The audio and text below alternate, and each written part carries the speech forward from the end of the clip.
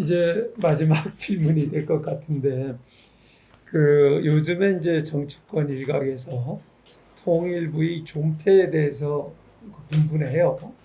그리고 이 통일부를 폐지해야 된다는 이유에 대해서도 여러 가지 의견들이 나오고 있고 그러는데, 여러분들은 이 부분에 대해서 어떤 생각들을 갖고 있는지 한번 듣고 싶습니다. 이번에는 유진성 씨 먼저 하실래요?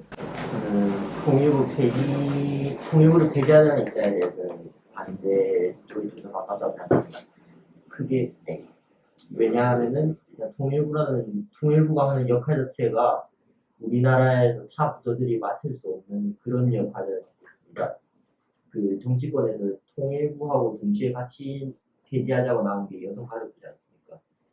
여성가족부는 개인적으로 교육부가 하는 역할하고 어느 정도 겹쳐 있다고 생각을 하거든요. 통일부에 비해서. 통일부가 하는 일 자체가 여러 가지가 있는데, 통일교육이나 탈북, 북한 이탈주의과 같은 재교육 같은 역할을 하는데, 지금 현재 대한민국 부처 중에서는 이런 역할을 대처할 만한 기관이 없다고 생각하거든요.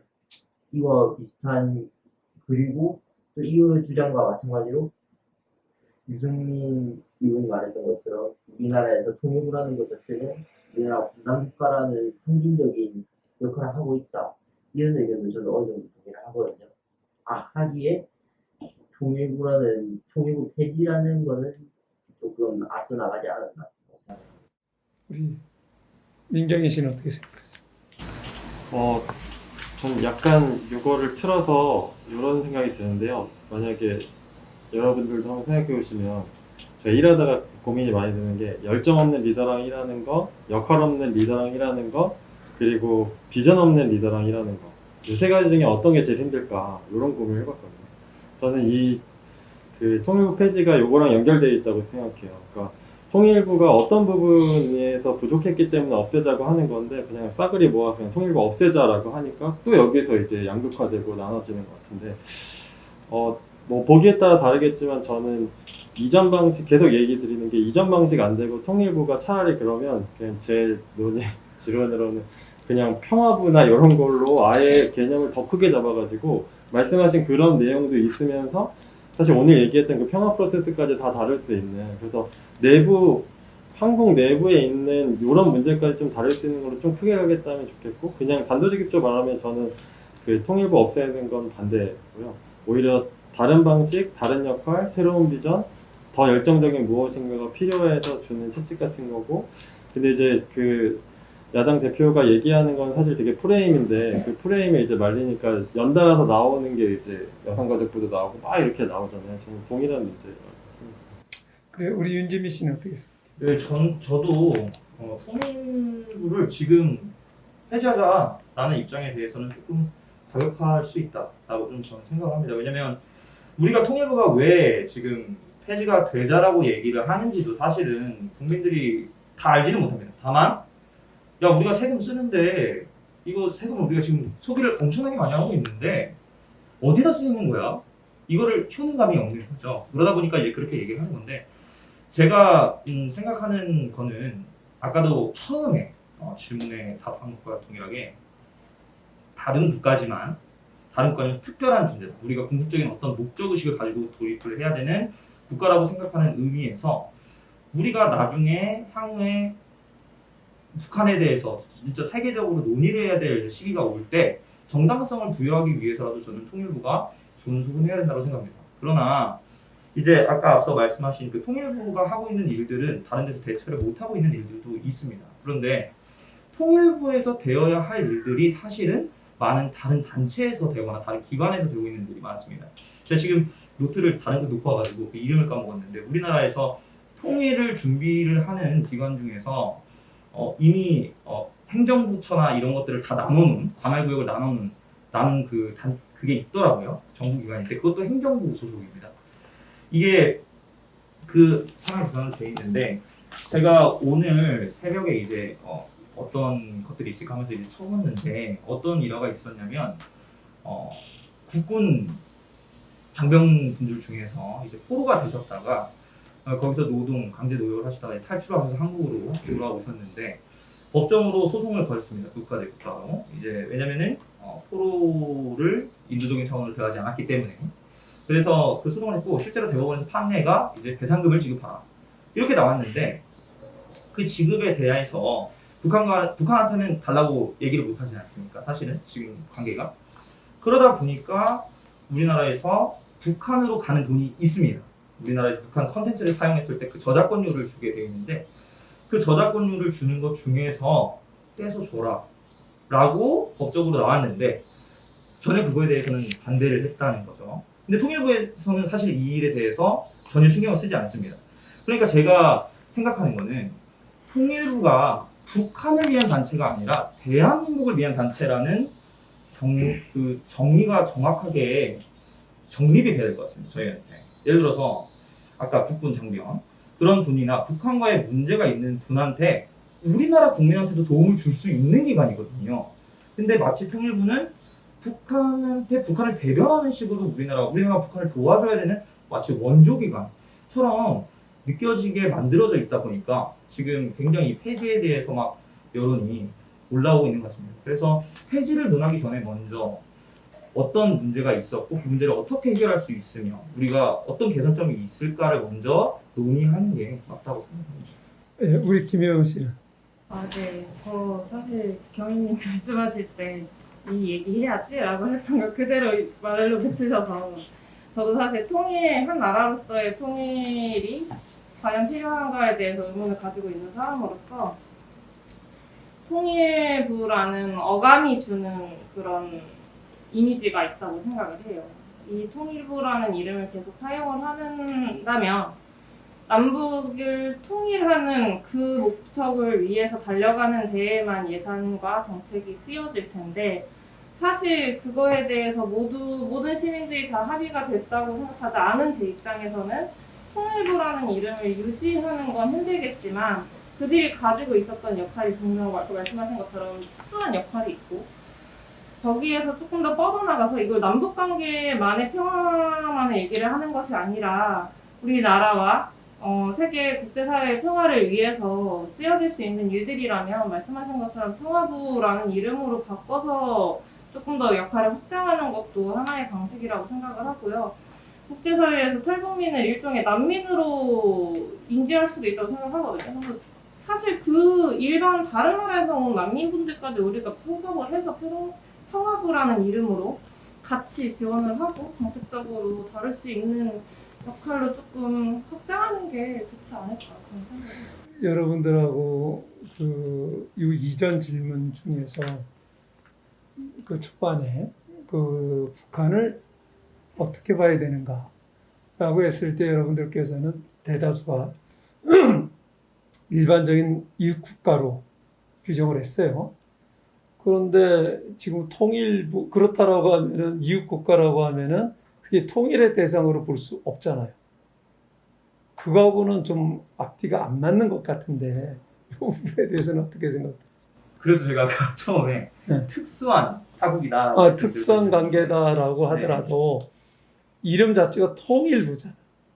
통일을 전제로 해서 통일을 준비하는 그 정부 부처라고 기구란 말이에요. 맞습니다. 우리 차관님 통일부가 존재하는 이유가 첫 번째 뭐라고 나와요? 통일부는 왜 지금 만들어진- 일단 기본적으로 물론 만든 것은 1969년에 이제 당시에 이제 데탄트라든지 이런 국제 정세 변화 속에서 평화 통일을 이루기 위해 여러 부처에 이렇게 산재돼 있던 기능들을 합쳐서 추진할 그런 부처가 필요하다라는 판단에서 이제 당시에 박정희 대통령 정부 시절에 만들었는데요. 그 이후에 여러 가지 변화가 있었고 특히 지금 우리 현행 헌법, 지금 1987년에 만들어진 헌법에는 헌법 규정에 이 평화적 통일을 추진하는 게 이제 대한민국의 책무로 또 헌법에 또 규정이 되어 있습니다. 그래서 그러다 보니까 기본적으로는 이제 통일을 추진하는 것을 전제로 해서 목표로 하고 그러나 이제 남북관계 관리, 평화 정착, 평화 실현 이런 쪽으로 가 있는 거고요. 저도 그냥 말씀드린 김에 좀 전에 여러분들 말씀하시면서 두 가지 단어가 이렇게 가슴에 좀 와닿았습니다. 하나는 이제 효능감이라는 얘기를 하셨고, 하나는 채찍이라고 생각하는 게 좋겠다라는 말씀을 해주셨는데, 두 가지가 뭐 현재 이런 상황에 대해서 기본적으로는 뭐 제가 말씀드린 대로 헌법 정신이나 뭐 법률이나 또 한반도 평화 정책을 위해서 또 남북 관계를 관리하고 개선하기 위해서 뭐 통일부가 필요하다라는 데는 뭐 대부분 생각을 같이 하시는 것 같은데, 그러나 조금 더 효능감 내지는 좀 존재감 또는 이런 어려운 상황에서도 좀 통일부가 제 역할, 제 목소리를 냈으면 좋겠다. 물론 이것도 조금 관점의 차이는 있습니다만, 그러면서 이제 이런 것들을 지금 이런 뭐 논란이나 이런 것들을 좀 채찍으로 생각하고 제 역할을 잘 해나갔으면 좋겠다. 전 뭐 그렇게 이해를 했습니다. 이제 저는 이런 걸 느껴요. 그러니까 이게 그 정치인들의 정치적 발언, 정치적 행태가 많은 사람들에게 사고를 규정짓게끔 만드는구나 그런 걸 굉장히 많이 느끼게 하는 자리였던 것 같아요. 이제 특히 제가 좀 전에 말씀드렸던 대로 북한을 어떤 대상으로 보느냐, 이웃한 일반적 국가로 봐야 된다. 이제 결국 통일은 어떻게 생각해야 되느냐. 그건 이제 결국은 뭐 궁극적으로는 통일해야 된다는 분도 있지만은 꼭 통일을 해야 되는가. 그게 우리에게 실리적인 관점에서 봐야 되고, 우리가 지금까지 해왔던 방식대로의 흡수통일이라든가 뭐 이런 방식은 지향해야 된다. 이게 전반적인 생각들인데, 그런 관점에서 통일부가 처음 설립 취지는 지금 뭐 평화적 헌법에 규정하고 있는 평화적 통일의 대상으로서 북한을 규정하고 있기 때문에 그것을 실행하는 기구란 말이에요. 이제 그러한 차원에서 여러분들이 모두에서 했던 얘기하고 뒤에 통일부의 존속 문제가 규정이 되니까 그 규정이 기존 정치인들이 한 것에 대한 이제 반박으로 나타나는 측면도 없지 않아 있는 거 아닌가 이렇게 생각을 하면서 참 정치하는 사람들이 요 말 한마디 한마디가 굉장히 중요하고 어떻게 그 사람의 사고를 규정시키는지 다시 한번 느끼게 하는 그런 장면이 있고요. 실질적으로 여러분들이 생각하는 대로 통일부가 가지고 있는 효율성이 있어요. 지금 전제로 하면 여러 가지를 놓고 보면. 그런데 여러분들이 이제 통일부가 아니면 할 수 없다. 저는 이제 그게 아니고 뭐 외무부가 할 수 있고 행정부가 할 수가 있고 또 다른 기재부가 할 수가 있고 전체적으로 할 수가 있는데, 지금 우리 전혜성 차관님께서 말씀하신 대로 효용성이죠. 효율성. 그래서 얼마만큼 더 효율적으로 관리를 하고 할 수 있는가 이런 관점에서 저는 봐야 된다. 그래서 존폐의 문제도 그런 효율성 차원에서 접근을 해야 되는 거 아닌가 이런 생각이 들고요. 지금 이제 여러분들과 준비됐던 6가지 질문에 대해서 장시간 아주 좋은 의견들을 들었고요. 지금 뭐 전체적으로 했지만 좀 추가적으로 내가 이런 얘기는 좀 했으면 좋겠다 하는 게 혹시 있나요? 남북 문제와 관련해서 없으세요? 저는 한 가지 있습니다. 저는 이제 통일부에 계셨습니다. 지금 남북의 관계가 2000년대에 들어서서 지속적으로 좋아지고 있다고 보시는지 아니면 나빠지고 있다고 보시는지 궁금합니다. 네. 뭐 여러분 보시는 바와 같습니다. 사실은 남북 관계가 여러 가지 상황에 따라서 분명히 부침이 있었고요. 그리고 아까 어느 분 말씀하시는 과정에서도 그런 얘기가 있었지만 굉장히 이 평화가 정착되고 남북 관계가 개선돼서 잘하면 통일도 될 수도 있겠다라는 생각이 들 정도로 많이 나갔던 시기도 있었고, 굉장히 또 짧은 기간 동안 급속하게 후퇴를 한 부분도 있습니다. 저도 개인적으로는 사실 방금 말씀하신 2000년 그 6.15 때 이제 평양에 갔습니다. 그리고 9월 13일 날 순환공항에 내렸을 때 그때 이런 어떤 감동 뭐 이런 것들이 지금도 잊혀지질 않고 사실 저도 그때는 아 정말 이렇게 통일이 가능하겠구나 뭐 이런 식으로 생각하면서 각오를 다졌던 기억이 있는데 그 이후에 뭐 아시다시피 굉장히 부침이 있었는데요. 결과적으로 보면 저는 이렇게 생각합니다. 이제 우리가 뭐 다른 자연과학이나 이런 데에서도 소위 이제 축적의 시간이라는 얘기를 많이 합니다. 우리가 어떤 뭐 기술의 발전이든 어떤 사고나 인식의 발전이든 이게 안정되게 우상향하는 게 아니라 행보 또는 후퇴 또는 뭐 이렇게 전진과 후퇴를 반복하는 요 기간이 있지만 그런 노력과 그런 것들이 결코 헛되지는 않고 저는 궁극적으로는 이게 우리가 생각하는 대로 평화적으로 지금보다는 훨씬 더 나은 남북관계로 저는 발전할 수밖에 없다고 생각을 하고 또 그런 과정에서 지금의 조금 이 지루하고 힘든 과정이 뭐 저의 개인적인 바람입니다만 축적의 시간이다. 그래서 너무 물론 뭐 동서독 관계처럼 굉장히 이렇게 급격하게 어떤 뭐 상황의 변동이 있을 수도 있지만 저희가 바라는 것은 그런 거보다는 아까 이제 통일 말씀하실 때도 과정으로 얘기하셨는데 좀 점진적으로 우리가 나가는 걸 생각하고 있지 않습니까? 그래서 지금의 이런 축적의 시간을 우리가 어떻게 잘 보내고 또 이런 노력과 젊은 세대들과 같이 해서 나간다면 저는 뭐 이렇게 바람직한 방향으로 이런 나갈 수 있다고 생각하고 있습니다. 그래요. 우리 임주의 연구원은 같은 세대잖아요. 전공하면서 오늘 우리 같은 세대 사람들 얘기 들으면서 어떻게 느꼈어요?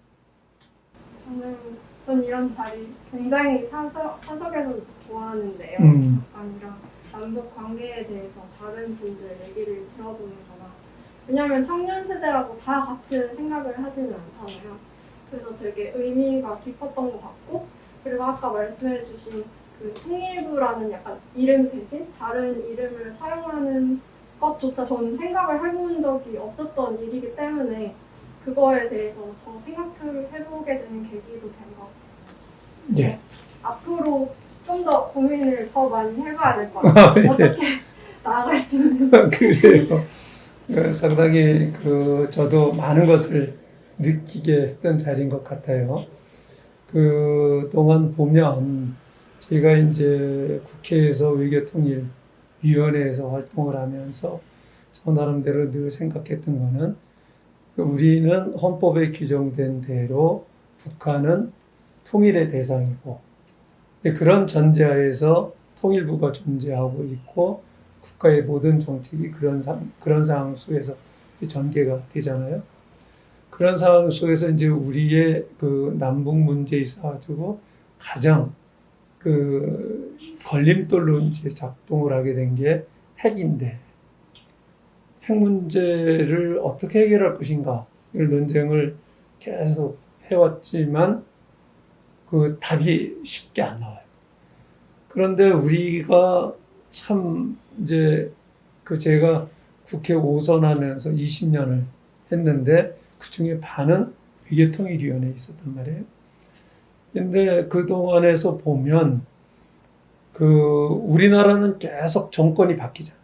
5년 단위로 바뀌면 같은 정당에서 정권을 재창출을 해도 정책의 기조가 바뀌어요.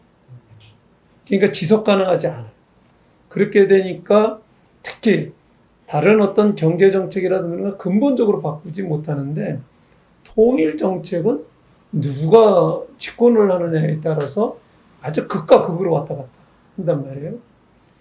그런데 그거를 상대하는 북한은 세습 단일 체제예요.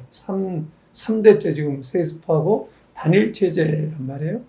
그러니까 우리가 강한 전략을 쓸 때나 온건한 전략을 쓰고 평화무드로 갔을 때나 그 사람들은 핵을 놓고 보면은 한 번도 변하지 않았어요. 그 기조가. 그 단계가 잠깐만 더 강화되어 왔고 그래서 이제 결국은 핵보유국까지 왔단 말이죠. 근데 그런 걸 보면서 정말 지금 우리 체제하고 북한 체제하고의 관계 속에서 보면 이 통일 문제를 비롯한 대북 정책을 다루는 데 있어가지고 굉장히 어렵다. 이런 생각을 하고, 그 대화를 하는 북한도 어떻게 믿겠어요?